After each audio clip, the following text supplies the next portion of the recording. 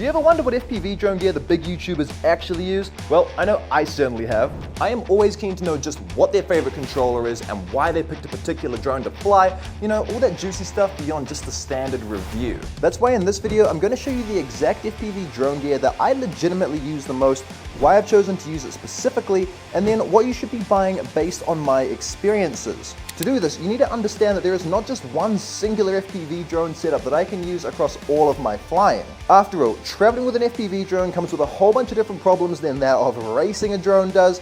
Likewise, so does it come with a whole bunch of different problems that a tiny whoop would have, and even a freestyle drone as well. All very different. This is why I've tried to make my 4 main setups as perfect as possible within each of the categories. We've got travel, racing, tiny whooping, and freestyle. So without any further ado, let's get right on into it, starting off with the travel category.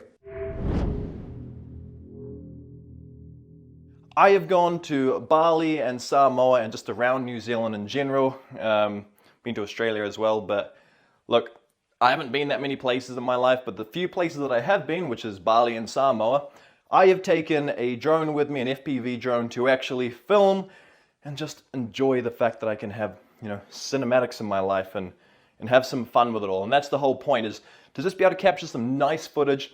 It needs to be real easy to travel with. It needs to also just be able to get through airport security, super duper simple, which some of the stuff I genuinely think would be a pain in the ass to get through airport security, but could be wrong. But for the most part, I just want something really, really simple, something that airport security can look at and just be like, cool, keep on going. And then also something that I know when I get to my site that, yes, it's just gonna fly. I don't have to think twice. I can get my footage and just work with it.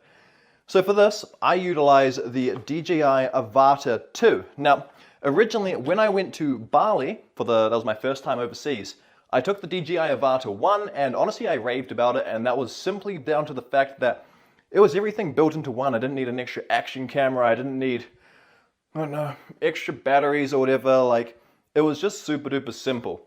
And that's exactly what the DJI Avata 2 offers, except the upside about the Avata 2 is, well, this camera. This is pretty much the exact same camera that is within the DJI Osmo Action 4, which is the Osmo, that's the action camera that I currently have. I don't have the Osmo Action 5 Pro, whatever it's called, but the Action 4 Pro, or Action 4, is perfectly fine. And this thing, the Avata 2, is just amazing. The fact that it is a flying camera that I can actually utilize the footage from with zero compromise now is beautiful. Now, to pair with the DJI Avata 2, I still do need to be using the Goggles 3 and the Remote 3 as well. Now, these are not my favorite pieces of equipment, but I also prefer that equipment over pairing up the Goggles 2 and Remote 2 with the Avata 2, which I do have, but I would much rather utilize this stuff. I prefer the Goggles 3, this nice face foam. It's not even foam, it's flappy stuff. This stuff is really uber comfortable. I find this is a much nicer fitting goggle than that of the Goggles 2. So I utilize this. The reception between everything is immaculate, as you probably expect. You can take this thing behind some, like, you know, hills and stuff, and yeah, you don't lose much reception, which is a really cool thing. I am not the biggest fan of the DJI remotes, and I mean, this is without surprise. I just don't like it. I don't know. I don't like the game style controller. I prefer something with a bit more substance to it. This is super lightweight as well, which is also a positive while traveling, but I'm not so sure about it being a positive in general. It feels really plasticky and cheap, and hey, for $200 US, this is what you get? Really? Really? Useless.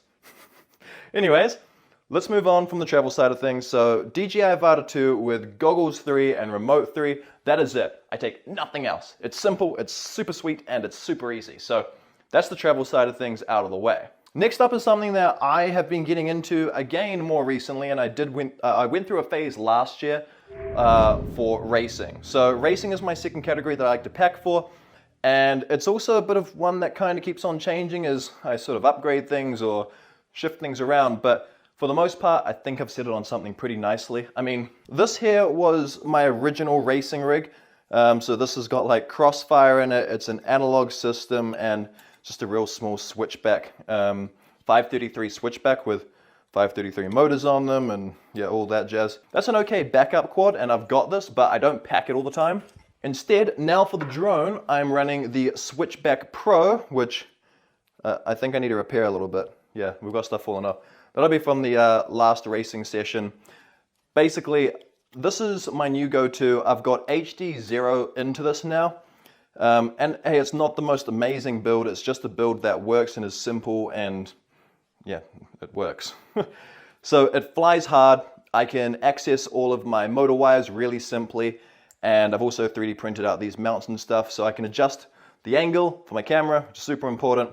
But yeah, this is the primary rig that I'm now flying, and I've found that it's pretty freaking good. It's really fast. I've got it throttle capped at 70%. Now, this was something that was actually told, well, I was told to do this by Thomas Bitt-Martyr. And actually, I think a couple of the other guys at the last race event, NZO, that I went to, they always said, put a throttle cap on it and you're going to find your life way simpler. And so I have done that. I put a 70% throttle cap on it. And honestly, I do not need that extra 30% at the top when I'm racing. Like, you think, oh, it's all about the speed, it's all about the flow and all this. But honestly, it's all about the control, because if you can't control the damn thing, there's no chance you're getting down that straight any faster. So if you've got a racing drone and you need a racing rig, definitely pull down the entire throttle cap. I forget what it's called. Anyways, put a throttle cap on it. It is a throttle cap. Put a throttle cap on it and bring that down to 70%. I think you're going to find that way nicer. Now, pairing up with that, I do not fly with the DJI Remote 3. I fly with my nicely new Boxer Radio Master Boxer Crush. So this is kind of my new prized possession. Before this, I had the TX16S just with normal gimbals, which was absolutely fine. And there was actually nothing wrong with it really. But I really wanted the Boxer form factor, the Boxer size. And so I opted to go for just a little bit more than the normal Boxer and get the Boxer Crush, which the main reason is not for the main color.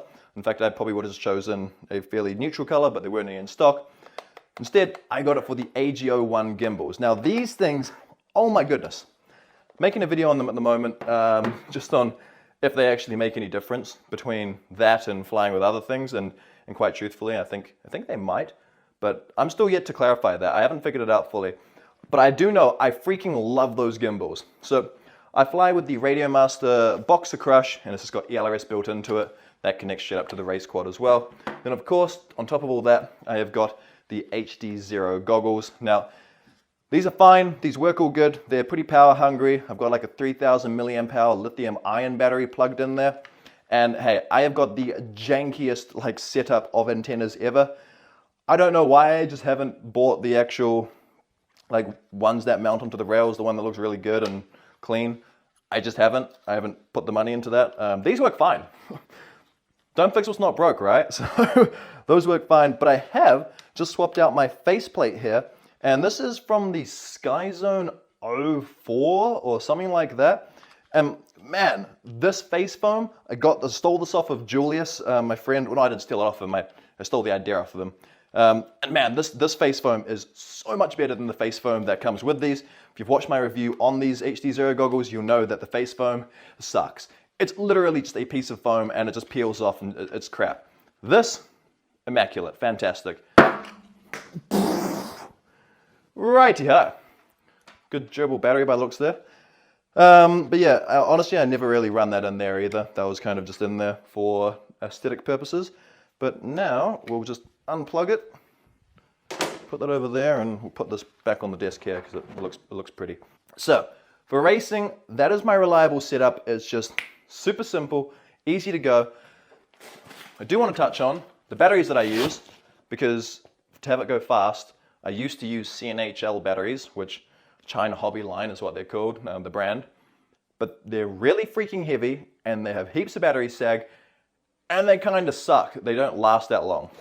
Instead, this whole bag is full of these. Let me, cheapers. Right here, we've got the GNB 1300 milliamp hour high voltage packs. Now, the high voltage was actually just something that I never really intended to specifically buy, but these were cheaper at the time when I bought them. So I bought the high voltages over the normals and I've never looked back. I have now got 8 packs. 2 of these are brand new this year. The other 6 are from last year, which is fine. They still work great. these are super lightweight, super small, like in size comparisons, to put it onto the race quad. And oh my goodness, do these just actually pack a massive punch. Like, if you go full throttle on the race drone, these deliver. They don't have lag, they don't sag out, they just really freaking deliver. So they work super duper well. I would highly recommend these to anybody. Otherwise, if you sort of don't have it in the budget, go for the Speedy Pizza batteries by CNHL. I think it's like a collaboration, but they're slightly smaller, similar to these than the standard Black Series CNHL batteries. Don't buy those ones, they're not great. That then leads us on to the charging side of things. So I currently use the ISDT, which is the Q6 Nano. Look, so many people said, don't buy it, it's terrible. Never had an issue with it, it's absolutely fine, and quite frankly, it charges everything perfectly. Will I upgrade that at some point in the future? Yes, solely because I want 2 out ports, and this only has 1. And on top of all that, where is it gone? This is my current power supply. This was made for me by my friend Neil, and yeah, it's a dimming LED driver, but it's freaking massive and it's bloody heavy, and in comparison to everything else, it's really not great. So yes, I'll be upgrading this charger sometime in the future. I don't know when, probably when this dies or when I get really sick of carrying this thing everywhere. It is really heavy. But for now, use a parallel charging board. If you're going to get one of these, know how to use it. Watch my safety video on the batteries. Seriously, couldn't recommend watching that video more, or just do some research on batteries in general. Really important. To test my batteries, I am using this, I don't know. Like, honestly, I don't know half of the gear I'm actually using. Instead, I just get stuff that works and then keep on using the stuff that works. So, like this, ISDT, it works. I've had other friends who have it and it works for them, so I'm not gonna go and buy something that I'm like, oh, this looks brand new and spicy, I'm gonna give it a try. No, I'm just using the ISDT charger. Then we got this, a cell meter. I simply thought that I needed a cell meter, so I bought one. And this here just plugs into your batteries really freaking easily. Goes in like this, and you can see that we're sitting at storage voltage here as well. So that is the beauty of that. Really, really useful. I used to have to plug them into my parallel board and then freaking look at it through that, and that was just painful. So that's the racing rig pretty much entirely. And that moves us over to something entirely different, a completely different scope of things, and it's tiny whooping. Now, I have found I love to race tiny whoops, but I also like to just take them out and boost around a little bit. I guess you can call it racing, but like, I don't know, just go to an interesting place. Like, a playground's got heaps of cool little obstacles to go through and stuff, so going to a playground's quite a cool place to go, but otherwise it's going through trees and stuff and like kind of just maneuvering yourself through. I guess it's a bit of freestyle, but it's not really like set in stone freestyle. It's just, yeah, I guess it's freestyle. So I like freestyle and racing with my whoops, and this is what I'm running. Now, a little bit of story time here because I've just been filming a video about tiny whoops, and I used, where is it? The Air 75. I used the Air 75, which is Beta FPV's newest, lightest drone, versus this. I mean, they feel very similar in the hands, but this is about half the weight. I was using this to film with, and quite frankly, this caked itself, and I've been using it decently. I, haven't been smashing into things and whatnot, but I've only had it for, okay, I probably had it for a while, but I haven't been using it for ages. I've been using it for about a month, if that. But this, yeah, one of the motors failed. I don't know if it's the ESC or if the actual motor. I'll have to check it out, and if it's a fault on my side. But regardless, this is my current, still to this day, favorite, most robust drone. And it's the Meteor 75 Pro, also by Beta FPV. But look, I've made some modifications to it, and I'm going to run you through them. So yes, I have had to replace 2 motors over time. That's it though, 2 motors. Like, over an entire year and a half of use and abuse, 2 motors, 1 frame. That's it. I think the frame was almost voluntary. I just had like a small little crack up here. As you'll probably see here though, we have got no canopy whatsoever. It's kind of this weird, like, I don't know, even 3D printed canopy is what it is. It's just a TPU canopy.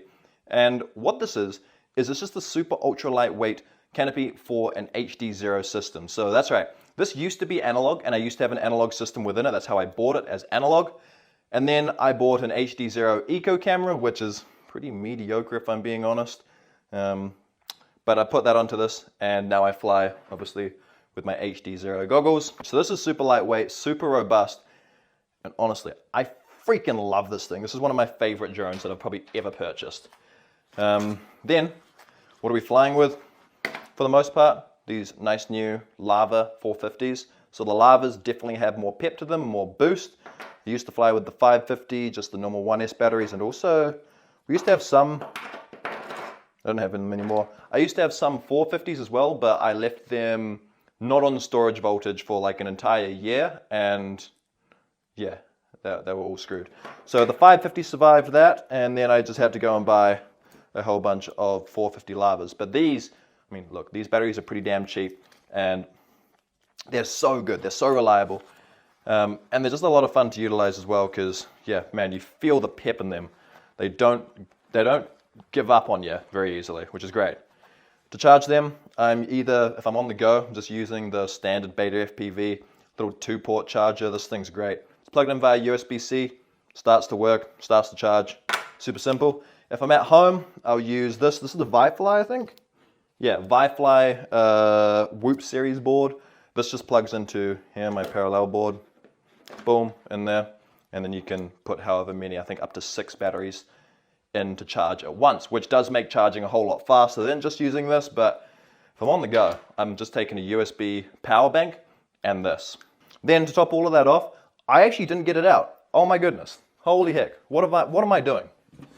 Over here, this is actually what I'm using for whooping right now.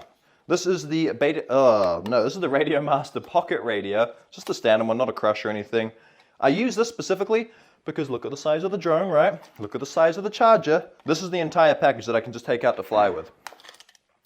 It's exactly what I want, it's exactly what I need. Something really lightweight and simple, and just, look, the gimbals aren't amazing, but that's the beauty of it. I can literally throw this, and yes, I mean literally throw it, into my car, and it can stay in there, and I can use it whenever.